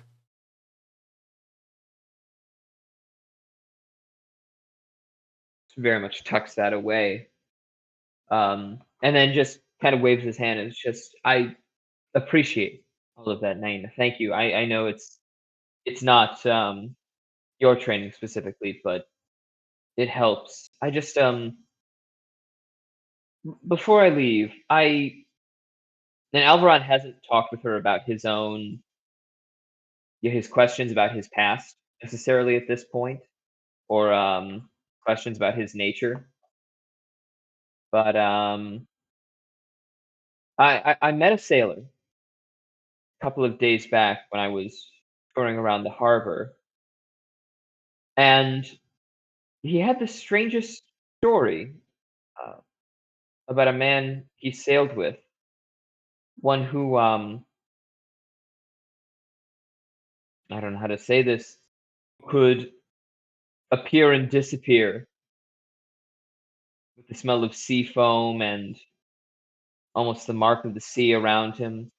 His eyes would change color to the color of sea foam when it was appropriate. He always found himself at sea and couldn't resist the call of her. And like Alveron is very much. I mean, if they're insightful at all, like Sure. this is as obvious as someone is whittling at the same time as telling you a complete story. But Alveron is just spitballing here, doesn't want to reveal anything, but Lord wants some information about what is going on. Okay, kind of like No attempt to deceive, by the way, just sure. telling the story and trying to get it out. He looks at you and is like, Well, I've heard stories of those. I'm going to assume you're not speaking of somebody who is an obvious spellcaster, but I've heard stories of those blessed by the sea, the I've heard a couple different stories that could be attributed to such things. One tells of souls of old sailors given new life in new bodies. Um, and those people are often attracted to the sea. They often choose to become sailors. Some have particular qualities, like you mentioned the sea foam eyes.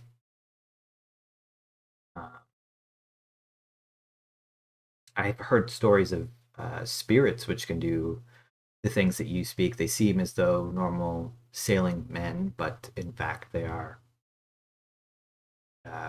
actually the souls of dead sailors, long since passed, but still wanting to crew and not harmful. They linger until eventually they are either dismissed by a cleric or someone of that ilk, or something like that. But if forced onto land, they will lash out and to attack you. Alveron definitely like looks at the ground real quick, looks back up. It's just I've also heard tale of those, some say blessed by Seminoles, who have strange abilities, the ability to do magic at will. But those tend to be, they tend to find out and learn how to properly utilize this. They become sorcerers most often. So if they're not an obvious spellcaster, then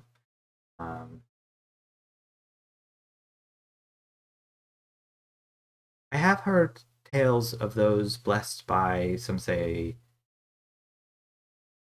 powerful entities which lurk deep beneath the waters. Some say that they make pacts with these creatures and become warlocks, as we say.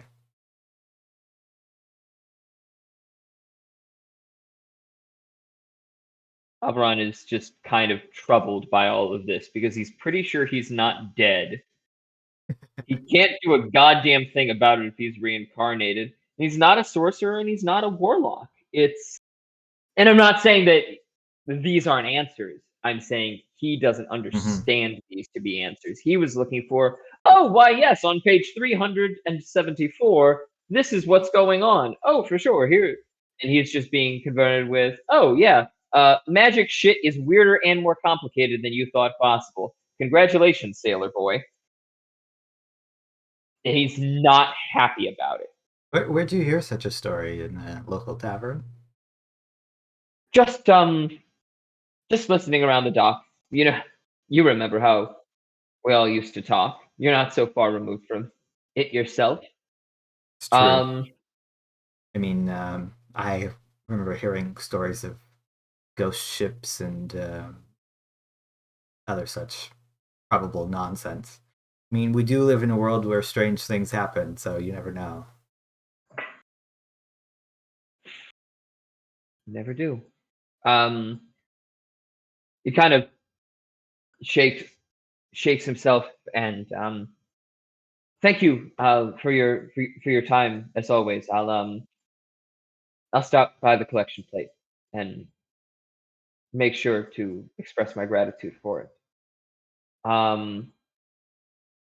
Kind of fiddling with the vial of seawater that he picked up the last time he was here. She does look at you and say, "Why don't you you are going down into the desert, pull something out of her pocket. Why don't you take this?" I'll hand it to you. It's a vial of water, much like the other ones. She'll say, "This seawater has been blessed. It acts as holy water. You do run into a demon. Well, as far as I know, you could toss it on them, crack it over their head, and that will certainly hurt them." Alveron takes it very much reverently. the seawater vials that he's used to dealing with are considered, of religious importance, but they're not full on blessed sacrosanct items. But this is a bigger deal. Mhm. Yeah. Very, very grateful, and absolutely thanks her profusely but respectfully, and then starts to make his way out of the temple and is very generous when he leaves in the collection pot. Okay. Yeah, I mean, you can take off however much gold you want. Yeah. All right. Zooming over